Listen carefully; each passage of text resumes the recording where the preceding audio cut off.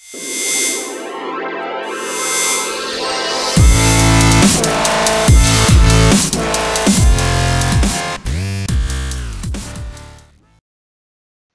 is it me, or did 5th edition potentially give anyone and everyone the chance to have all advantage all the time?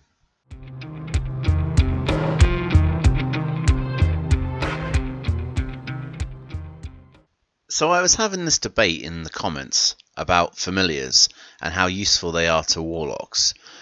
And basically, the comment was saying, well, you can get a familiar for the tome lock by simply taking the ritual, and obviously the chain lock gets a familiar that is its like core ability.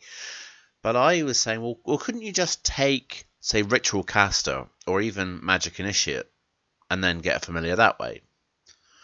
And I kind of sat and thought about it for a little bit, and what came to mind was, well, magic initiate is one of those feats that allows you a spell, but you don't need slots because it's based off the feat, not off any spellcasting prowess. And that's what brought the whole thing around. I believe in, I conceive in, bomb weaving, I can breathe in, make a wish. Generally speaking, I quite like the magic initiate feat. It gets you access to some cantrips that you wouldn't normally be able to get hold of, and also gets you some access to this first level spell of your choice. But there's really nothing saying that you can't take Find Familiar as your first level spell, and this is where things get a little bit crazy, because if you don't require spellcasting to do any of the spell feat abilities, then you're just going to be able to take that and have the spell of your choice. So what's to stop you from taking Find Familiar? And what's to stop you having that familiar use the help action to fight with you or to do your ability checks? And the answer is there is none. Or at least there is none that I can see. I mean, if there are some kind of other rules that supersede this, and I'd be happy to have them pointed out to me. But as far as I can see, any character in the game can have a familiar, just from the text in Magic Initiate and Find Familiar. I mean, it's not just like, say, fighters, for example, who get the advantage on their attack roll that can make use of it.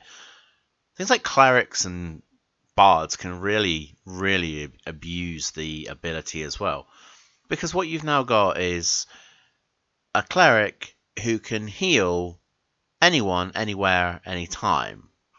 Because then the touch cure light wounds can then be transferred through the familiar, fly over to your target, and then heal them.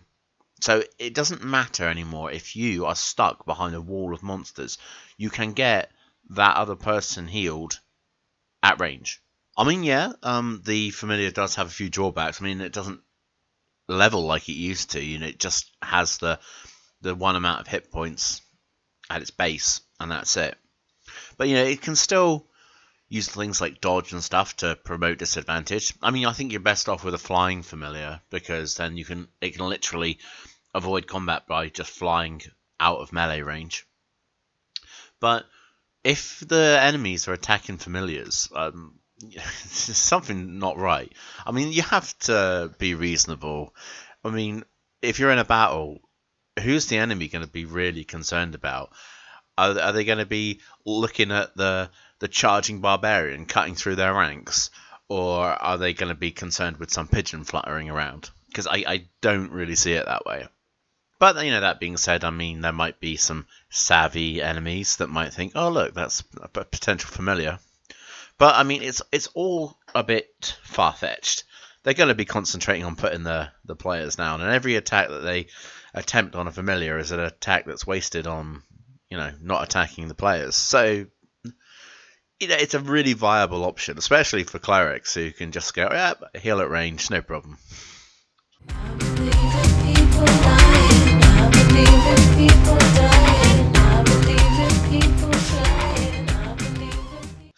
Beware the crab! I know I've literally lost the plot now, but think about this. The crab, it has these big claws. It can actually manipulate objects and items. I mean, how useful is a crab? It has these opposable opposable claws, which obviously you can use for laying out objects or pulling on levers or activating items. So yeah, get the crab on the go. Why not? Why not have a crab that, you know, you can just activate an object by touch? Because there's nothing saying that it can't be done. Any familiar that has some kind of opposable digit can then activate some form of object in some way. And the crab is great for this. Now, the Warlocks have it really easy because they can take Chain Pact and then get something like Imps and Quasits.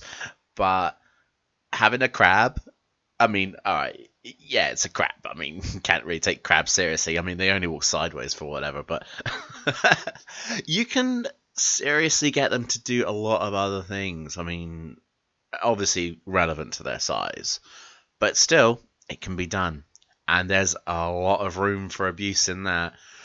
Even have your crab go out and start laying down some caltrops if you wish. There's nothing saying that it can't do it.